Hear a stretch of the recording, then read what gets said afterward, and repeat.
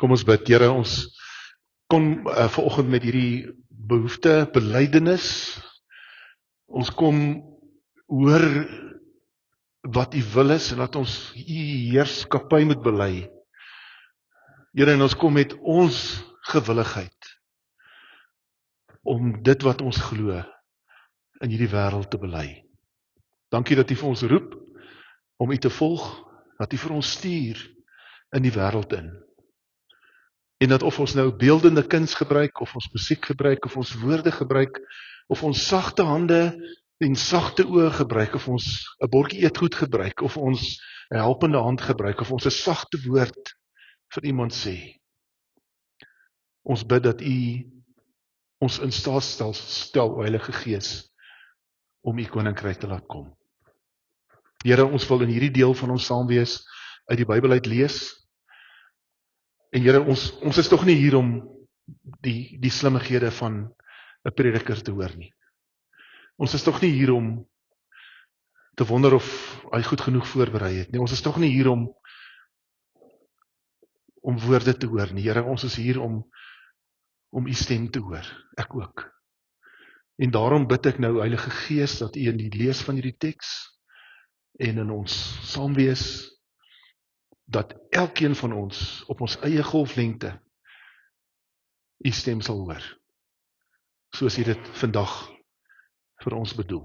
Ek bid ek in die naam van Jesus Christus alleen. Amen. Nou ek nooi jou om saam met my te lees uit Johannes, die wonderlike teks, Johannes 10, van Jesus wat die hek is, en Jesus wat die herder is. Hek en herder. Ons tema of algemene idee van vanoggend se boodskap is deur na die lewe. Dit het twee betekenisse. Deur is 'n plek waar deur mens gaan, en deur beteken om te gaan, deur te gaan na die lewe. Johannes 10, kom ek lees die eerste paar verse tot by vers 10. Dit verseker ek julle, wie nie deur die hek in die skaapkraal ingaan nie, maar van 'n ander kant af inklim, is 'n dief en 'n rower. Maar hy wat deur die hek ingaan, is die skape se herder. Vir hom maak die hekwagter oop. Die skape luister na die herder se stem. Hy roep sy skape op hulle name en lei hulle uit. Wanneer hy al sy skape uitgebring het, loop hy voor hulle uit en die skape volg hom omdat hulle sy stem ken. Hulle sal nooit 'n vreemde volg nie, maar van hom af weghardloop omdat hulle nie die stem van vreemdes ken nie. Dan sit so 'n stukkie kommentaar van die evangelis. Deur hierdie beeld het Jesus met hulle gepraat, maar hulle het nie verstaan wat dit was wat hy vir hulle wou sê nie. Tipe van die storie van Jesus se lewe op aarde. Mense het nie verstaan wat hy probeer verduidelik. Toe het Jesus verder gesê, dit verseker ek julle, ek is die ingang vir die skape. Almal wat voor my gekom het, is diewe en rowers, maar die skape het nie na hulle geluister nie. Ek is die ingang. As iemand deur my ingaan, sal hy gered word. Hy sal in en uitgaan en veiding kry. 'n Dief kom net steel en slag en uitroei. Ek het gekom sodat hulle die lewe kan hê en dit in oorvloed. Engelse woord vir oorvloed is abundance. Dit verklaar die Griekse woord so bietjie beter. Abundance, oorvloed. Nou kom ek vra jou om jou Bybel so te hou by die teks. Ons gaan probeer om so 'n bietjie in die teks in te klim. Maar kom ek begin eers waar die teks my na toe gevat het. Soos ek die teks lees en besig is om voor te berei, wonder ek by myself, is dit nodig en wat help dit om gered te word? Is dit nog iets wat vir ons betekenis het? Jesus red. Wat beteken dit vir jou? Ergens op 'n muur het iemand geskryf, Jesus is the answer. Toe skryf hy nou iemand onder, what is the question? Ons leef in 'n wêreld wat so te sê self onderhoudend geword het. Dankie Johan. Ek luister gister na Dawie Rood se praatjie oor die ekonomie. Ek weet nie waar hy al die syfers in sy kop hou nie. Ek gedink hy het 'n papier voor hom as hy oor die radio praat, maar lyk my ook nie. En een van die interessantste goed wat Dawie gesê het, hy het daarmee begin. Hy het gesê goed in ons wêreld was nog nooit so goedkoop as wat dit nou is nie. En ek het by myself gedink, hier gaan jy nie regkom met daai opmerking nie. Toe sê hy die volgende: 100 jaar terug moes jy 6 ure werk om 'n uur 3 kerskrag vir 'n uur beskikbaar te hê. As jy wou lees, het jy 3 kerse nodig, en om 3 kerskrag te hê vir 'n uur moes jy 6 ure werk. Vandag, as jy 3 kerskrag se lig wil hê, het jy nodig om 0.0.00041 van 'n sekonde te werk. Dan het jy 3 kerskrag se lig. En hy het dit gebruik as een voorbeeld, hy het 'n klomp ander voorbeelde gebruik. Ons wêreld het so klein geword, en wat 'n motor was in die begin toe die Model T motor uitgekom het enige ding op aarde geword. Ons dink nie eers daaraan om Kaap toe te ry nie, behalwe nou dat die petrolprys op is. Ons leef in 'n wêreld wat selfversorgend geword het. Ons kan enigiets nou uitvind. Ons kan onsself byna op enige manier help, medies, finansiëel, op elke ding. So hier in die middel van die eeu, dankie Johan, het 'n filosoof met die naam van Friedrich Nietzsche geleef. En hy het 'n baie kontroversiële ding gesê in hierdie tyd. En die mense het nie die eerste 3 woorde gevat van wat hy gesê het en hom vergekruisig. Maar hy het 'n bietjie meer diepte gehad as dit. Nietzsche het gesê God is dood. Daai 3 woorde. Was jou ook advertensie. God is dood. Nietzsche. Nietzsche is dood. God. Ek dink is oulik.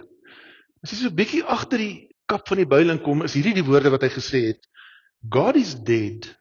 God remains dead. And we have killed him. Luister mooi.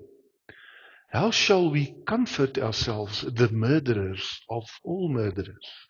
What was holiest and mightiest of all that the world has yet owned has bled to death under our knives. Who will wipe this blood of us? What water is there for us to clean ourselves? What festivals of atonement, what sacred games shall we have to invent? Friedrich Nietzsche.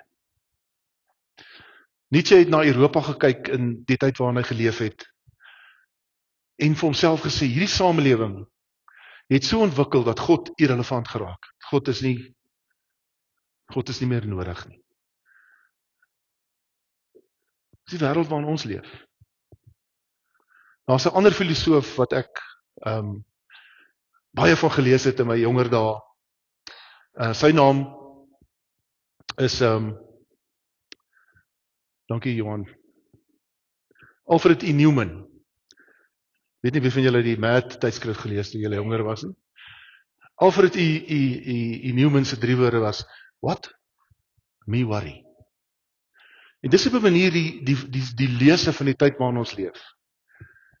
As ek na iemand toe gaan wat vandag hier rondloop, of ergens by 'n plek sit en eet, en ek sê vir hom, Jesus wil jou red, gaan hy vir my sê, van wat?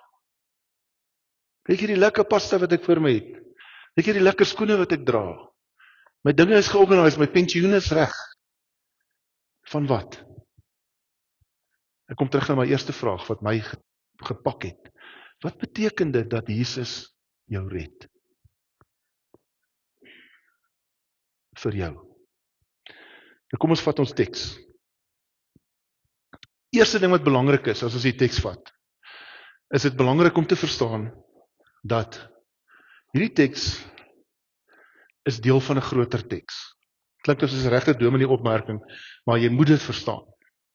Dit is soos ons politici wat as iemand vir hulle sê, maar jy het dit gesê, dan sê hulle, I was quoted out of context. Nee? Moenie, maar dis regtig so met die Bybel.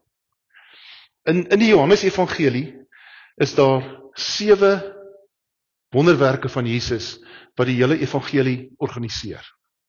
Dis die wonderwerk van die water en die wyn, die ryk man se seun, die man wat by die bad van Bethesda was, die kos vir die 5000 mense, die water, die man wat blind geword het, hoofstuk 9, en Lazarus wat opgestaan het uit die dood. Johannes gebruik hierdie 7 wonderwerke en hy organiseer sy evangelie daarmee. Die van julle wat in die lydingstyd hier was, sal onthou, die man wat blind gebore is, was 'n teks in die lydingstyd. Johannes 9. Nou hierdie teks van ons begin in Johannes 9.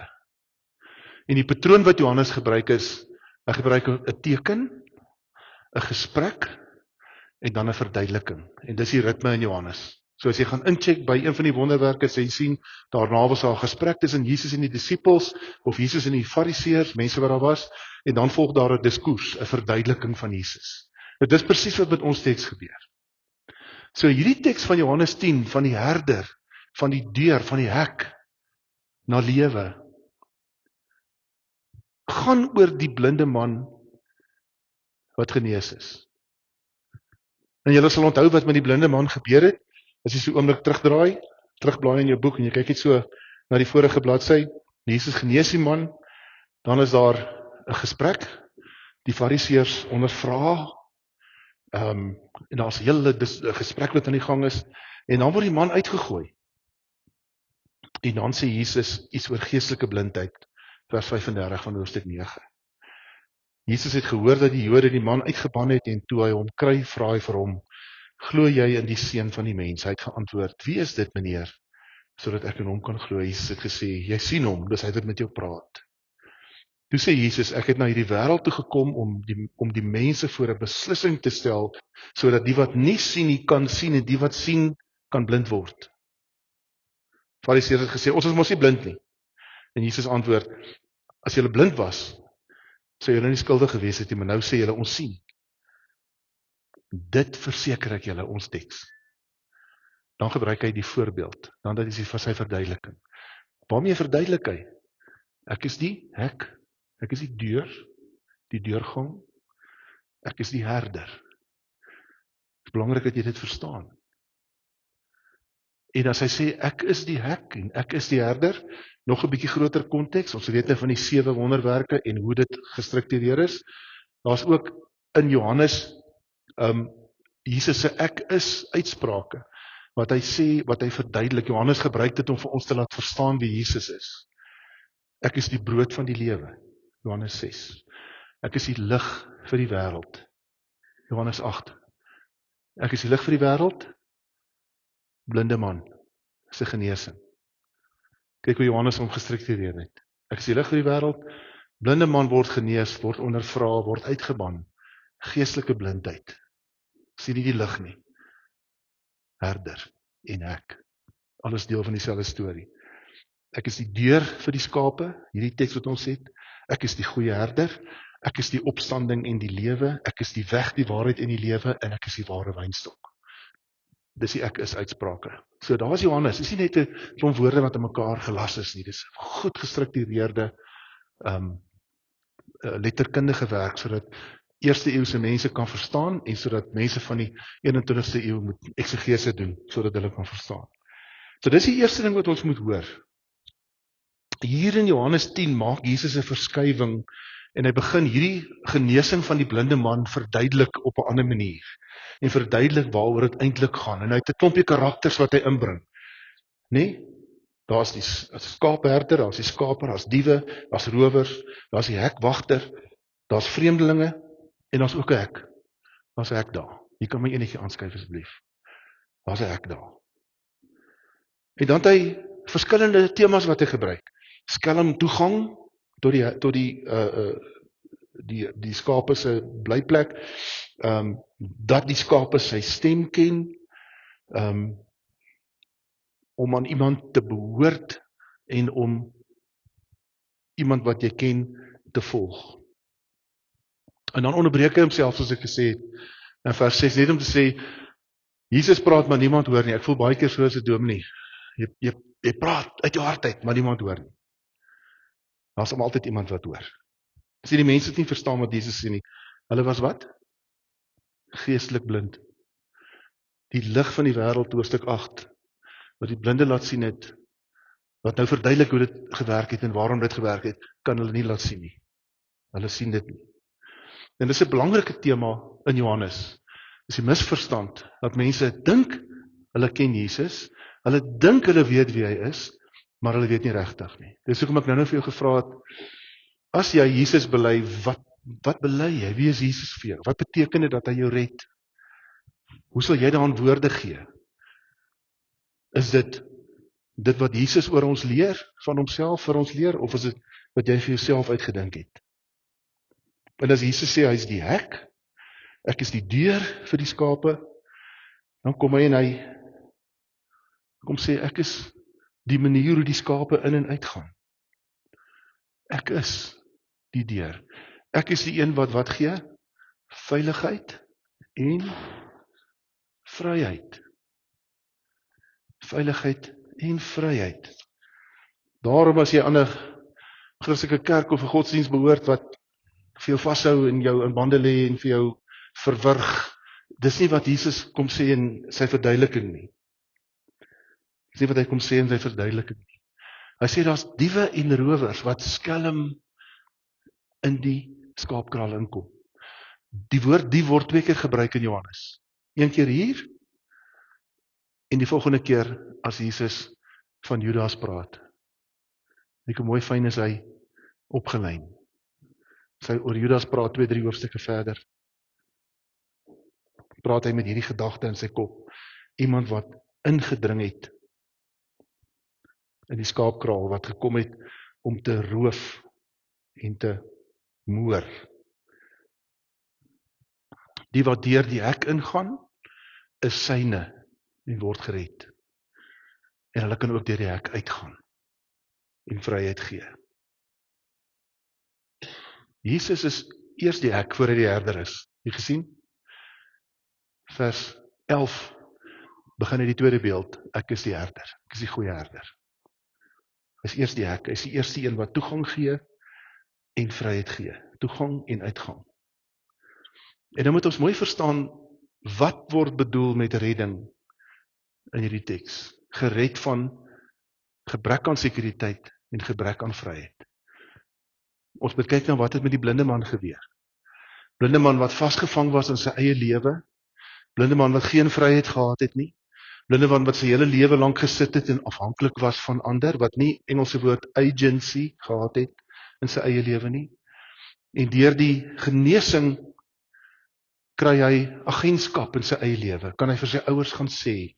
Sy ouers is so bewerig en bang vir die regering dat hulle sê nee, ons is nie seker nie. Was hy die seun blind gewees nie, ons weet nie.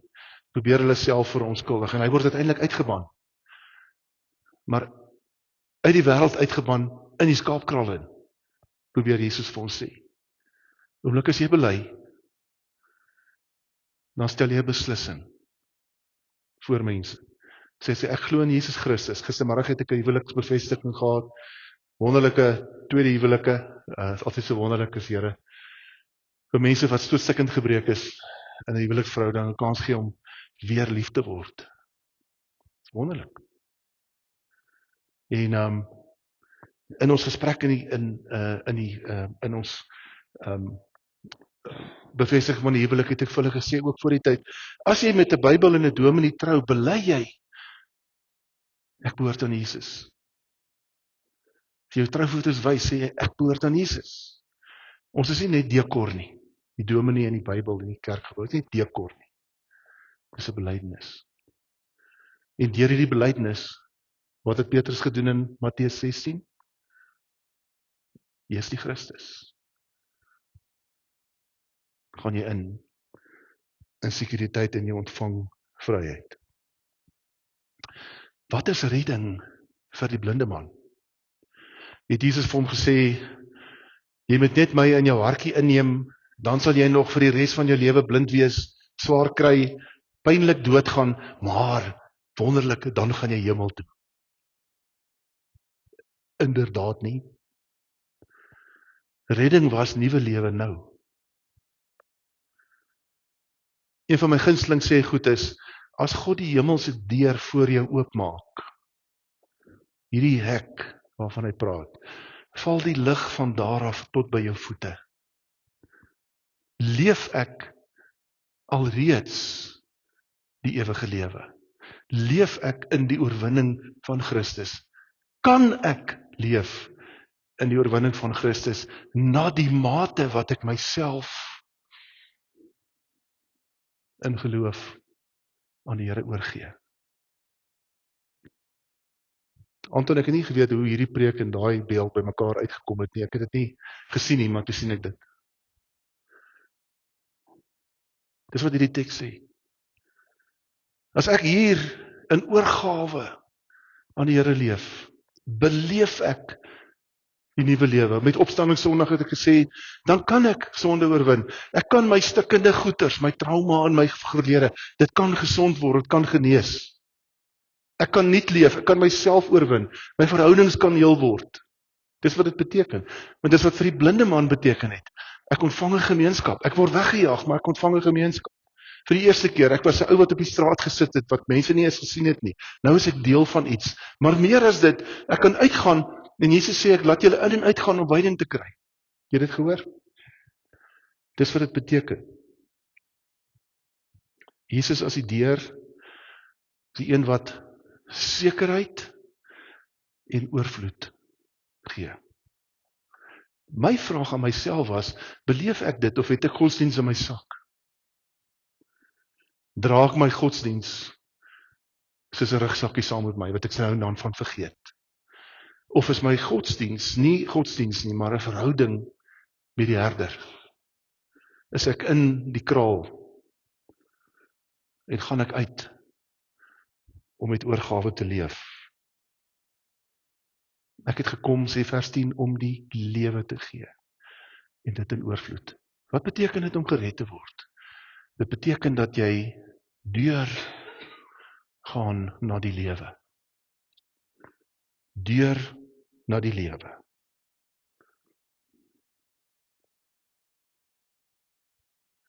Een van die definisies van sonde of in die Ou Testament is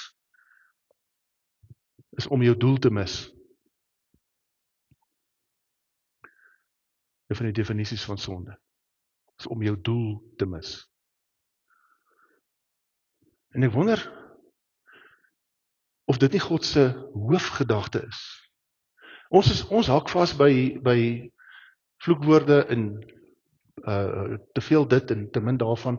My eerste kollega het altyd gepraat van 'n raak nie, smaak nie, roer nie aan nie godsdiens. Hoe is 'n mooi beskrywing, nee. Raak nie, smaak nie, roer nie aan nie. Hoe dien ek die Here? Moenie dit.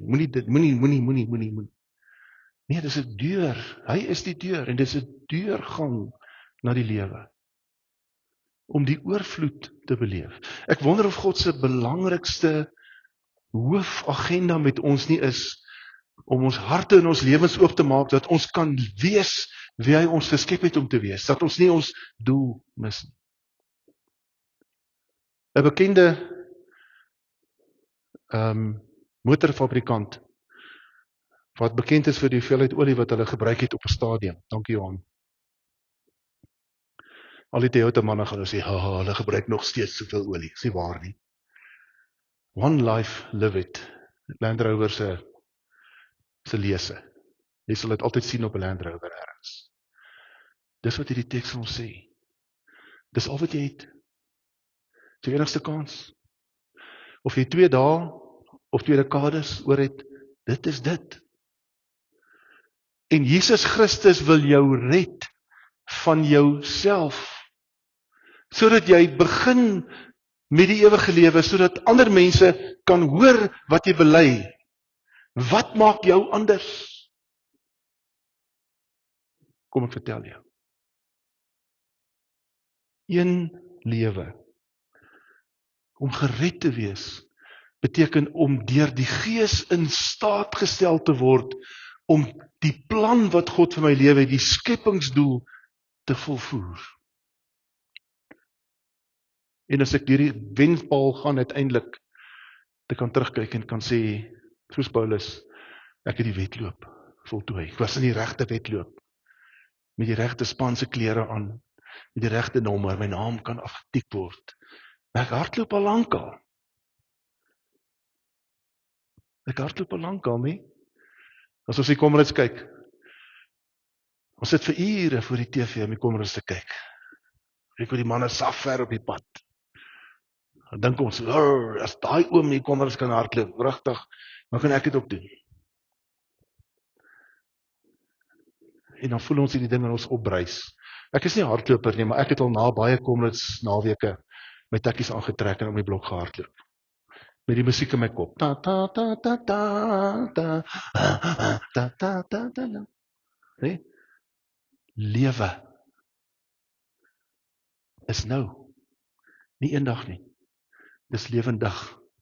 Moenie jou doel mis nie. Moenie ongered leef nie.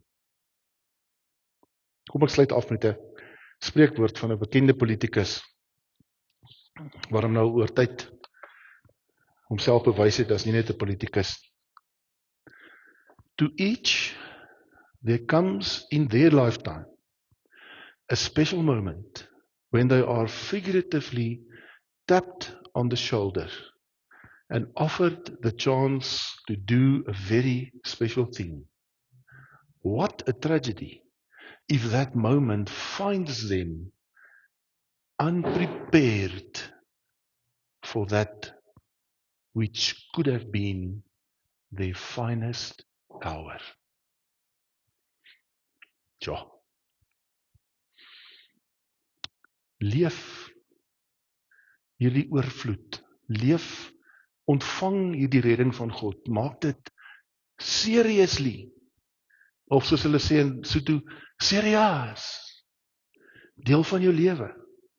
Laat God toe, deur sy Gees, om jou, Romeine 12 vers 2, te transformeer.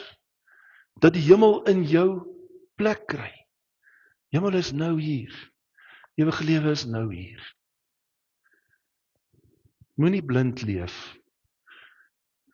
En jou kans om jou skepingsdoel te leef, kom verby. En jy tas aan die donker. En jy mis jou doel. Kom ons bid. Dankie Here vir hierdie teks. Dankie vir Johannes se evangelie, wat so fyn aan mekaar geweef is. Wat ons konfronteer vandag met 'n verhaal wat so mooi is op sy eie, dat ons dit alleen wil lees. Maar Here, as ons dit saam lees met die deel waarin dit geskryf is, dan gryp dit vir ons aan die hart, en dit gryp vir my aan die hart, en ek bid dat dit ons elkeen in die hart sal gryp, dat ons hier wegstap, en as ons by hierdie beeld stap, ons hier uitstap, en ons lees op die beeld se inskripsie op sy kaartjie, Psalm 123 se woorde, in total surrender to God. Dat ons daardeur geïnspireer sal word, Here, dat ons getransformeer sal word deur die Gees, om dit te kan leef, vir die lewe wat ons gekry het, die enigste lewe. Ons bid dat U vir ons sal seën, elke kuiergas wat by ons is vandag, wat elkeen op 'n ander plek 'n lewe maak, Here, dat daardie lewe ewige lewe sal word. Ons hier in Clarence, dat die spore wat ons stap, spore sal wees, wat mense sal vra, waar is hierdie mense heen op pad? Ek wil weet wat hulle weet. Ek bid dit in Jesus se naam alleen. Amen.